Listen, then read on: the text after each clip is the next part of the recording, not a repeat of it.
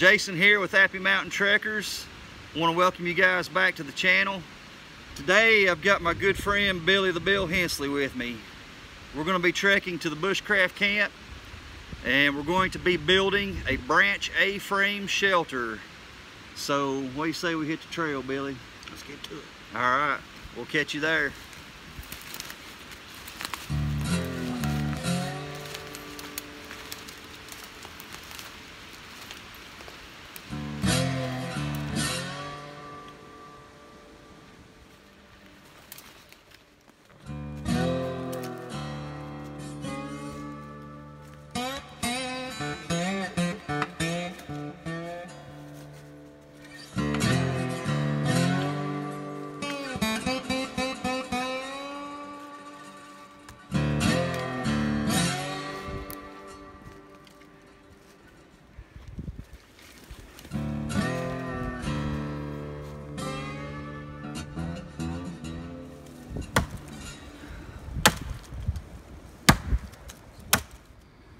So we've took a compass reading and we know east is up this mountain, south will be over to my right, and we've got a little bit of wind that comes down through this this hollow right here.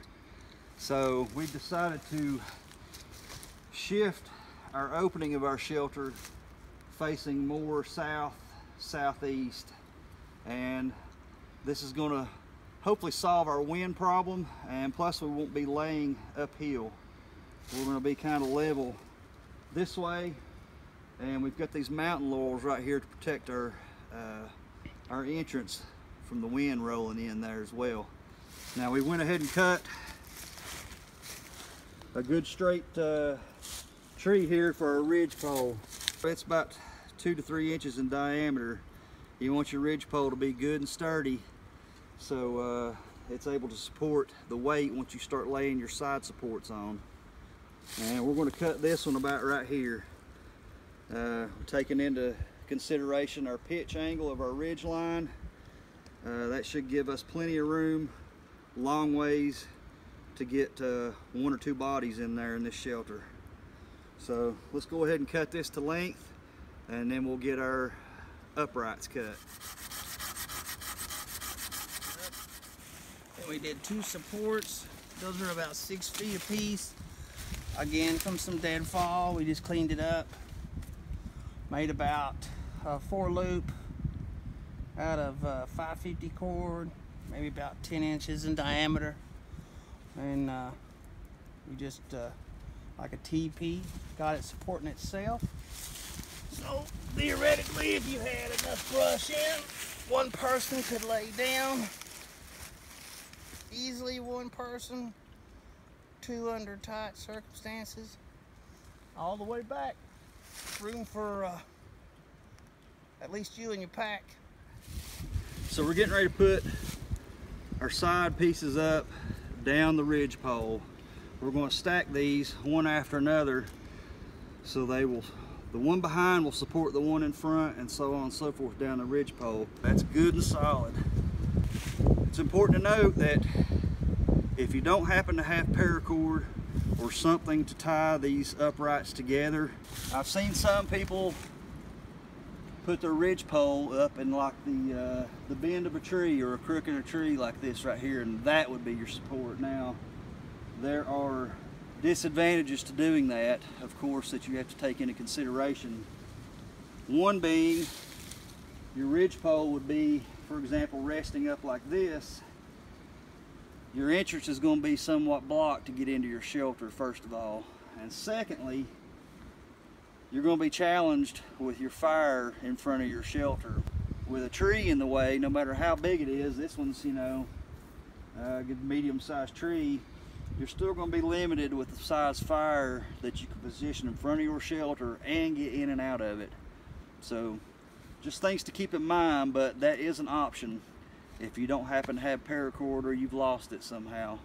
But today we're going with the freestanding one. So after we did our support poles and our ridge pole, some of our first choice ridge poles we decided to lay down as a guide so that we get our angle right for the rest of our poles going down the sides. and it keeps us from cutting stuff too short or too long. Also too, what we can do is the same lashing we did up here, we could lash down here at the edge for our edge poles from here to our side pole, and then we can do another lash back here. So we kind of got a foundation, if you will, so that when we're putting our cross members up, we have a little bit more pressure laying against, so that we got that dual weight and compression going on. And we'll do this all the way up and down both sides.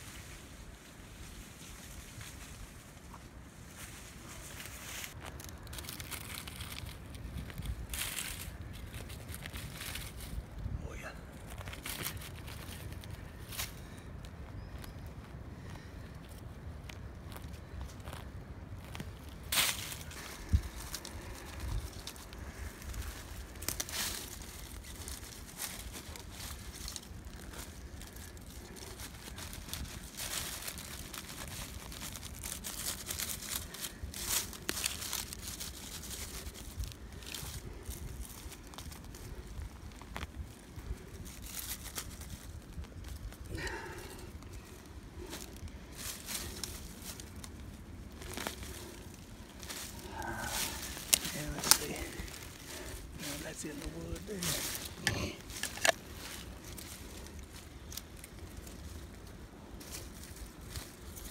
All right, we've lucked out. Once we got to looking, we noticed this solid moss is everywhere. And this stuff is probably the best thing you could want for the type of shelter we're doing. It's going to last a long time. You noticed how we were cutting the ground up and trying to keep most of those roots intact. This stuff will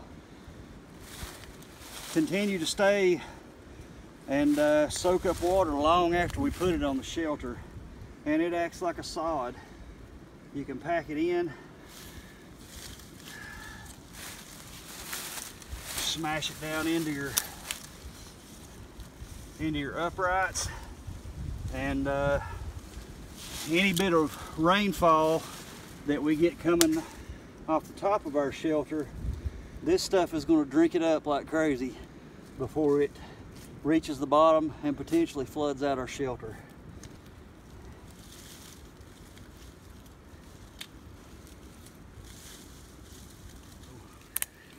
I found this fallen tree here. As you can see, there's some massive pieces of bark. Just peel right off, and this stuff will be great for filling in those gaps on the shelter. We put moss around the bottom, but this stuff is quick and it will cover a lot of area and shed that water like nothing else. So I'm gonna go ahead and gather up as much of this stuff as I can, and I can carry back and put it on there.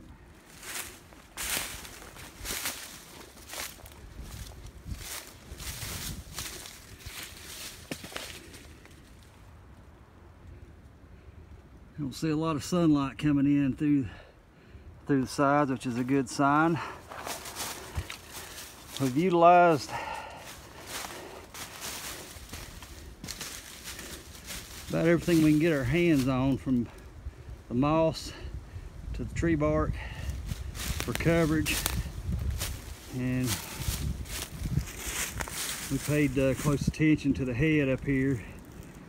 Make sure that's got maximum coverage on it. We're going to give her a nice coating of dry leaves on the outside, and I think we'll call it a day. I want to thank everybody for tuning in today. This has been episode 3 of Community Outdoors Beginner Bushcraft Shelters. I want to thank my good buddy Billy the Bill Hensley for joining us today. Now, one thing I want to cover before we make our exit is we kind of did things out of order as we were building our shelter, and the reason being, our resources kind of unfolded that way to us. So we just had to do the best we could on the fly. Now ideally, you know, we put the moss around the base of our shelter to soak up that water, and we found these big pieces of bark later on as we went through the day looking for stuff to do our cover on the outside of the shelter. And ideally we should have had the bark on first, then the moss, then all the big stuff, the brush and all that good stuff, etc. But we made the best of what we had to work with when it was revealed to us. And I'm pretty happy with the shelter. What do you think? I'd stay in. I think I would too. There's not much daylight inside, so that's a good sign that it's going to be able to handle the rain, wind and weather and whatnot. And we got a good space here to do a small fire, maybe, you know, do a retaining wall, and we should be good to go. But that being said, we'll go ahead and make our exit. Thanks for watching again. Be sure to hit that like button, subscribe for future content, and comment below, and let us know what you think about the shelter and what you'd like to see in the future from a community outdoors. So till next time, guys, keep climbing that mountain. Peace.